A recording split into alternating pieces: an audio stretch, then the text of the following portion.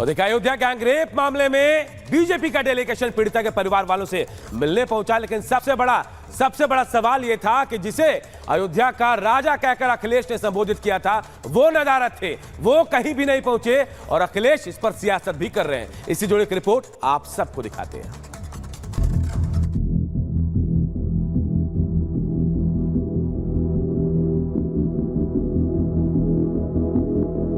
अयोध्या में एक बेटी से हैवानियत को लेकर मोदी और योगी गुस्से में हैं। मोदी ने आरोपियों पर कड़े एक्शन के निर्देश दिए हैं। पीड़ितों से मिलने के लिए टीम को भेजा और कहा कि पीड़ितों को हर हाल में इंसाफ दिलाएं। प्रदेश के मुखिया एक्शन में हैं। आरोपियों पर कार्रवाई हो रही है। बुलडोजर के साथ ही सीएम योगी बुलेट एक्शन की बात तक कह चुके हैं। इसी बीच पीड़ित परिवार को खतरा है, उन्हें धमकी मिल रही है। धमकी देने वाला कोई और नहीं बल्कि मोहित खान का बेहद करीबी है। सपा नेता राशिद खान पर धमकी देने का आरोप लगा है। पीड़िता की मां को मामला रफा दफा करने के लिए कहा जा रहा है। बात न मानने पर जान से मारने की धमकी देने के आरोप लग रहे हैं। जिस राशिद पर आरोप लगा है वो एसपी के नगर पार्षद का चेयरमैन है। लेकिन मोदी और योगी ने साफ कर दिया है कि आरोपी कोई भी हो उसे बख्शा नहीं जाएगा। 12 साल की बच्ची के साथ दरिंदगी करने वालों पर ताबड़तोड़ एक्शन हो रहा है। एक दुकान पर बुलडोजर चल चुका है और दूसरे की बारी है। शायद समाजवादी पार्टी जानती है राज खुलेंगे तो उंगली उन पर भी उठेगी, इसलिए न तो आरोपी मोहित पर एक्शन की बात हो रही है और न ही उसे पार्टी से निकालने की चर्चा है। हाँ, मुद्दे को लेकर इधर उधर की बात जरूर की जा रही है। डीएनए से लेकर नार्को टेस्ट तक की बात कहने लगे हैं। अखिलेश यादव कह रहे हैं कि डीएनए टेस्ट होना चाहिए। शिवपाल यादव नार्को टेस्ट की बात कह रहे हैं। अवधेश प्रसाद ने डीएनए टेस्ट का राग पकड़ लिया है। जो भी दोषी हो कानून के हवाले रखकर उनके खिलाफ जो भी कानून सजा देता है सख्ती के साथ उनके खिलाफ कार्रवाई होनी चाहिए। इनोसेंट को फंसाया न जाए और इसको और अच्छा आने के लिए डीएनए टेस्ट लगा लिया जाए, डीएनए टेस्ट करा लिया जाए। मुस्लिम से यादव से पता नहीं कौन सी दुश्मनी है, हमें बता ही नहीं सकते। तो पुराना है। अखिलेश जी कहते थे कि अवधेश अयोध्या के राजा हैं, लेकिन अफसोस है कि अवधेश जी भी चुप हैं। अयोध्या के राजा अवधेश चुप है। धिक्कार है ऐसे अवधेश जी पर, धिक्कार है। एक शब्द नहीं बोल रहे हैं। समाजवादी पार्टी के लिए अयोध्या का ये केस गले की ऐसी हड्डी बन चुकी है जिसे वो न निकल पा रहे हैं और न उगल पा रहे हैं, क्योंकि आगे विधानसभा उपचुनाव होने वाला है और अयोध्या की मिल्कीपुर सीट पर भी वोटिंग होना है। मिल्कीपुर में मुस्लिम और यादव वोटर निर्णायक भूमिका में हैं। ऐसे में अखिलेश यादव मोहित खान के खिलाफ अगर कोई भी बयान देते हैं तो इससे उन्हें मुस्लिम वोटरों के छिटकने का डर सता रहा है।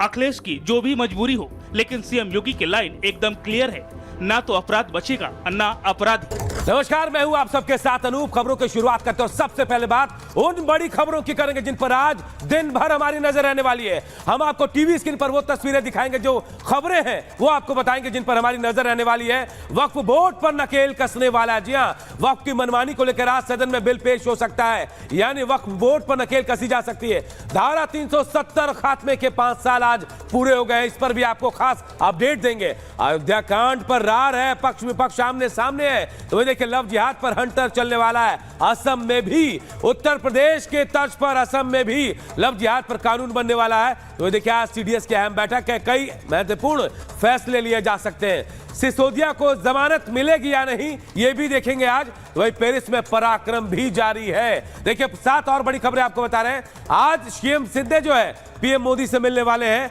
दूसरी तरफ सैलाब का सितम देश के अलग अलग जगहों में देखा जा रहा है, तो केदारनाथ में रेस्क्यू ऑपरेशन तेजी से चल रहा है। उफान पर नदियां देश के कई अलग अलग शहरों में। बांग्लादेश में आरक्षण को लेकर विरोध प्रदर्शन हो रहे हैं। 90 से ज्यादा लोगों की मौतें हो चुकी है। तो ब्रिटेन में भी बवाल जारी है और पेरिस में जो पराक्रम चल रहा है उससे भी जुड़ी हर एक तस्वीर अपडेट आप तक पहुंचाएंगे हम। तो ये वो बड़ी खबरें जिन पर आज दिन भर हमारी नजर रहने वाली है। पल पल की अपडेट आप सबको इन तमाम खबरों से देते रहेंगे।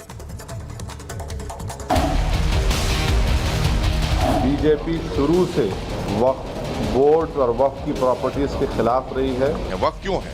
कोई सदुपयोग नहीं हुआ है, दुरुपयोग ही हुआ है सन 47 से आज तक।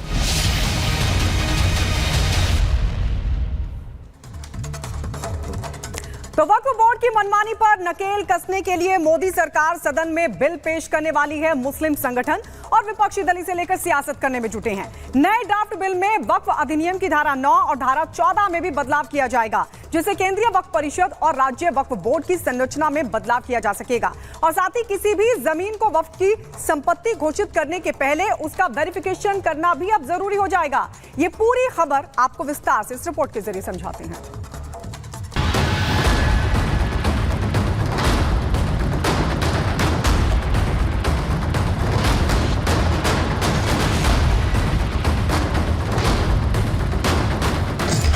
वक्फ के खेल पर नकेल की तैयारी।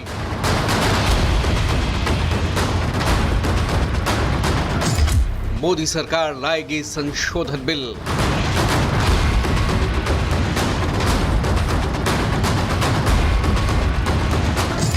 पांच अगस्त फिर बनेगा मील का पत्थर।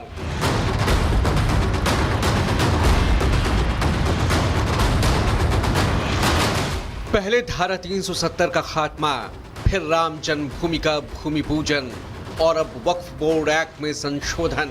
यानी एक बार फिर 5 अगस्त को केंद्र सरकार देश के लिए कड़े और बड़े फैसले लेने जा रही है। इस बार तैयारी है वक्फ बोर्ड एक्ट में 40 संशोधनों की, जिसके जरिए वक्फ बोर्ड की धारा 9 और धारा 14 में बदलाव किया जाएगा, जिससे केंद्रीय और राज्य स्तरीय वक्फ बोर्ड की संरचना में बदलाव किया जा सके। मोदी सरकार ने कई फैसलों के जरिए इतिहास रचा है। इस बार वक्फ बोर्ड की मनमानियों पर लगाम लगाने के लिए सरकार ने कमर कस ली है। पीएम मोदी के नेतृत्व वाली एनडीए सरकार वक्फ अधिनियम में संशोधन की तैयारी में है। सूत्रों के मुताबिक कैबिनेट ने वक्फ अधिनियम में करीब 40 संशोधनों को मंजूरी दे दी है। संसद में इस बिल के पास होने के बाद वक्फ बोर्ड के अधिकारों में कटौती होगी। दरअसल मोदी सरकार इस बिल के जरिए वक्फ बोर्ड के उस अधिकार पर लगाम लगाना चाहती है जिसके तहत वो किसी भी संपत्ति को वक्फ बोर्ड की संपत्ति घोषित कर देते हैं।